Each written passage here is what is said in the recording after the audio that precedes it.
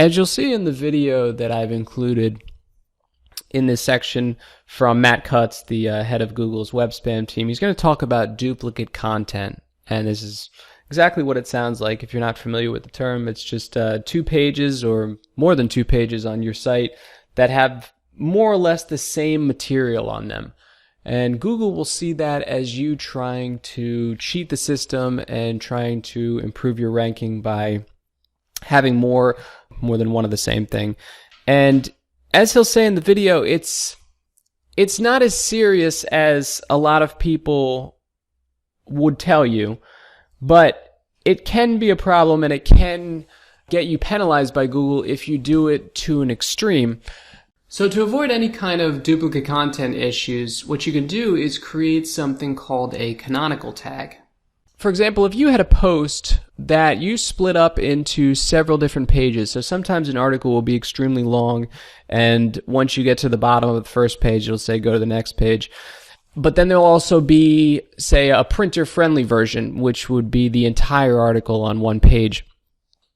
If you don't use the canonical tag for the entire article, Google will sometimes view the individual pages as duplicate content because you also have the printer-friendly version on your website.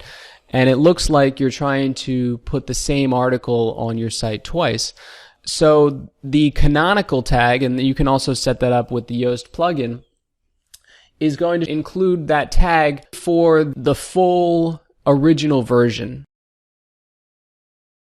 If you change the URL of a certain page, you move it to a different place on your site, maybe a different folder, you can use what's called a 301 redirect. And it basically says that if anybody goes to the old page, that they're automatically going to be sent to the new one. And I'm going to show you how to set that up in the video I have here. I want to tell you that you can use a 301 not only for sending people from an old page to a new one, but for example, if you have a 404, somebody tells you have a 404, or you find one on your site, you can redirect people to a different place.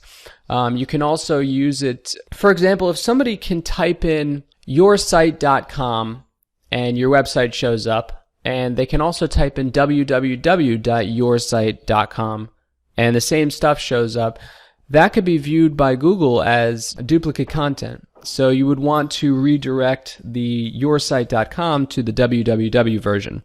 You can also use it if you ran a contest and that contest is no longer live, meaning the contest ended, and you want to send people who happen to find that page to something else, maybe a new contest you're running, or maybe just back to the home page.